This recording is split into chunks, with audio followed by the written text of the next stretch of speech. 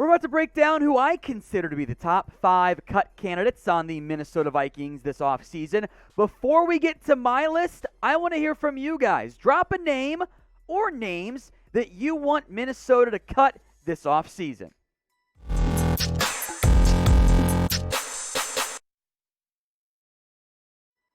Tom Downey here for Minnesota Vikings Now with my top 5 cut candidates for the Vikings this offseason. We're focused on the big names because nobody cares if they cut the 8th string wide receiver. We're worried about guys that can save you big money. First up is a name that I don't really want to cut, but decision time is here. Danielle Hunter, one of the best edge rushers, when healthy, in the NFL.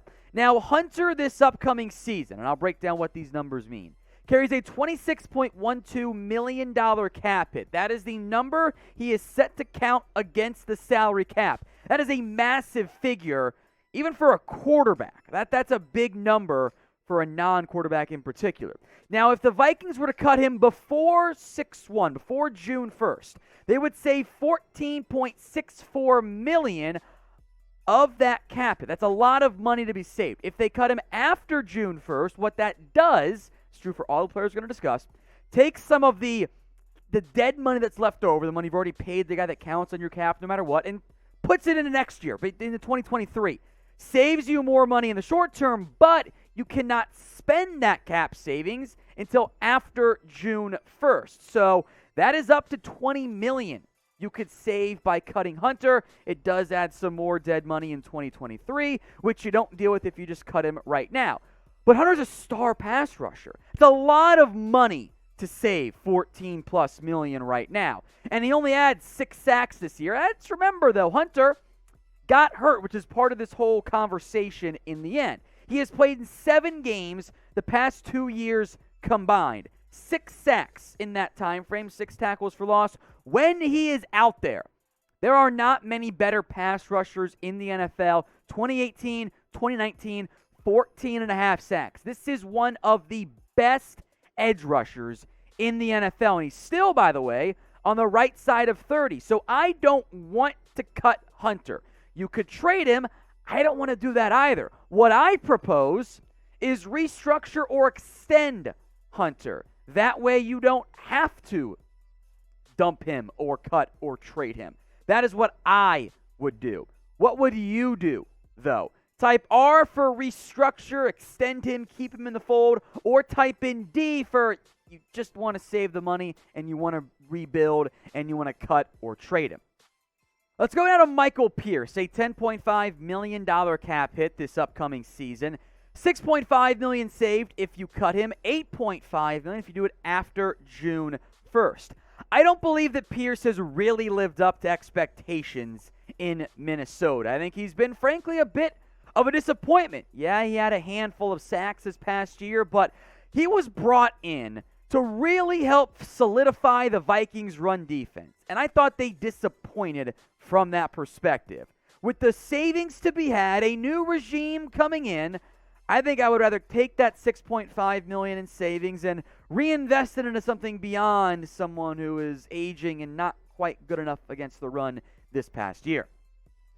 Folks, Vikings hoodies are on sale for up to 50% off at chatsports.com/Vikings hoodie. I'll put that link in both the comment section and in the description.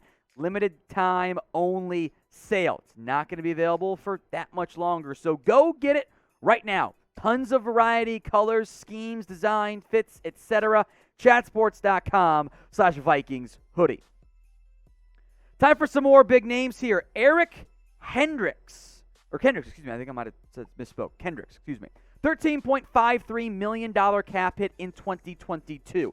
A lot of money to be saved here. $7.57 million right now, $9.5 million later with the team up against the cap. If you want to save money, Kendricks does a lot of that. I would argue this, though.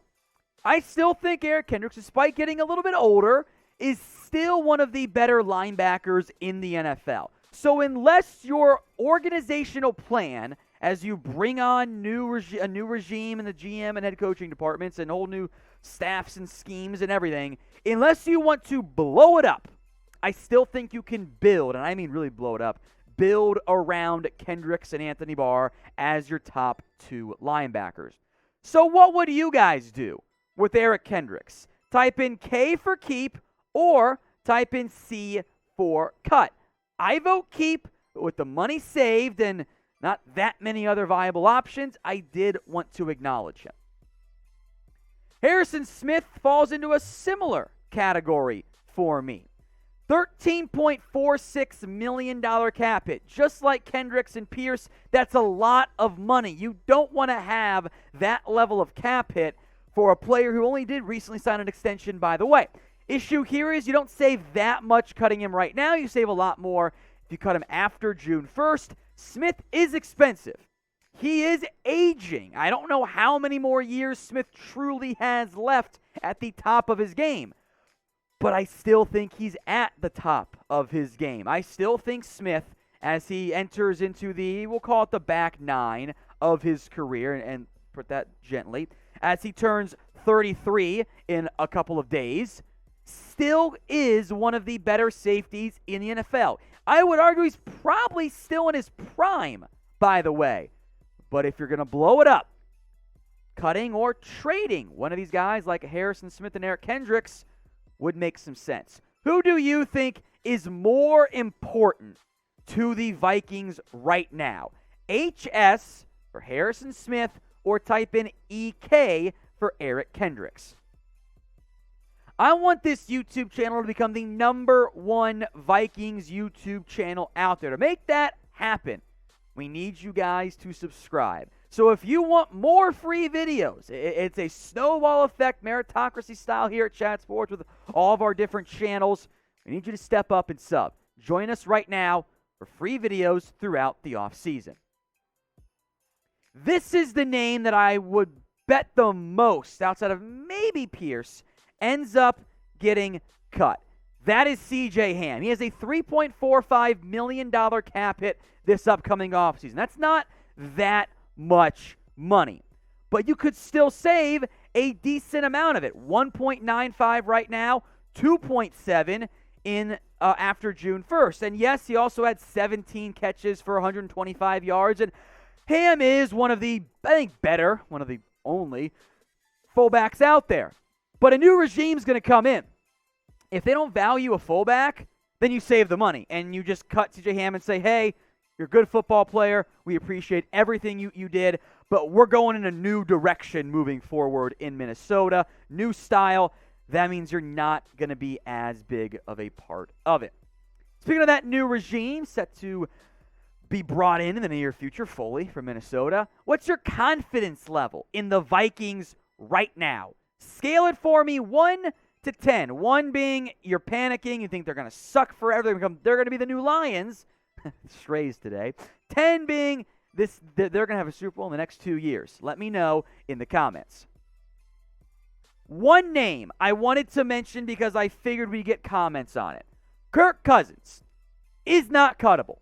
$45 million cap hit this upcoming year. A massive figure.